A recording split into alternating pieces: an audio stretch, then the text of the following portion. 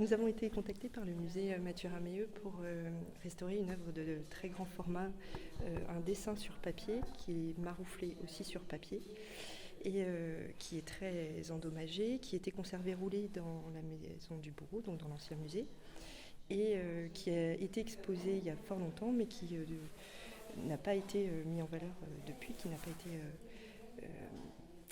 pas pu être exposé récemment. L'œuvre mesurant plus de 4 mètres sur 1,35 m, elle ne pouvait pas être traitée dans nos ateliers. Donc nous avons pu profiter de la fermeture du musée pour pouvoir travailler sur place et dans de bonnes conditions en évitant les transports qui sont toujours risqués pour des œuvres de ce format. Nous sommes une équipe de 3 restauratrices, donc Marjorie Williams, Gwendoline Lemay et moi-même, Marine Letouzé, spécialisées en art graphique et livres. Et nous pouvons donc travailler ensemble et joindre nos compétences pour traiter au mieux cette œuvre vraiment hors norme. Le traitement de conservation-restauration commence par une phase de documentation, donc des prises de vue de l'œuvre, un relevé des altérations, un constat d'état. Puis nous avons ensuite procédé à un dépoussiérage minutieux du verso et du recto. Et nous avons ensuite retiré les papiers de doublage. Donc il a fallu faire une phase de test parce que pour essayer de réactiver l'adhésif au mieux. Donc on a testé différentes méthodes. Suite au démontage et au retrait des éléments de doublage, on arrive à l'arrière de l'œuvre et on a la chance de trouver des inscriptions alors on a mariage breton au son des binious, les jeunes mariés au son des binious, et puis ici les binious, qui est possiblement le titre de l'œuvre. En plus de ça, l'encre utilisée pour ce titre est une encre qu'on retrouve aussi sur l'œuvre. Donc on suppose vraiment qu'on est dans des annotations originales.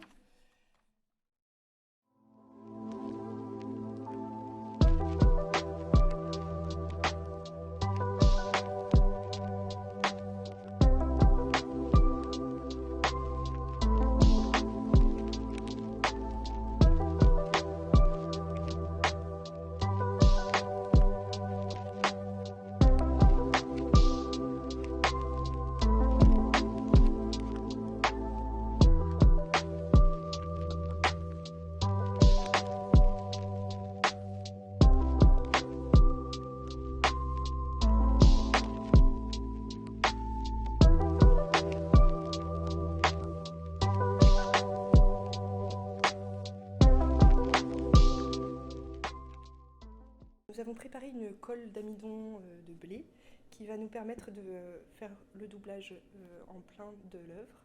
Et donc nous l'avons cuite. C'est une poudre en fait, que nous avons diluée dans l'eau, cuit et tamisée, passée au travers d'un tamis, et que maintenant nous devons travailler dans un bac à colle et à l'aide d'une brosse japonaise.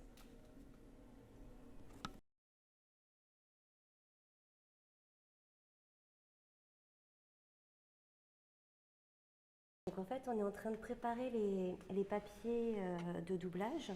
Donc c'est des papiers japonais qui sont très fins mais avec une grande résistance mécanique. Et en fait, on les coupe pas à bord droit, mais en laissant des fibres dépasser de manière à ce que ça fasse une transition plus douce entre les feuilles et risque moins de marquer le papier d'œuvre. Donc c'est une technique japonaise pour déchirer proprement et joliment le papier.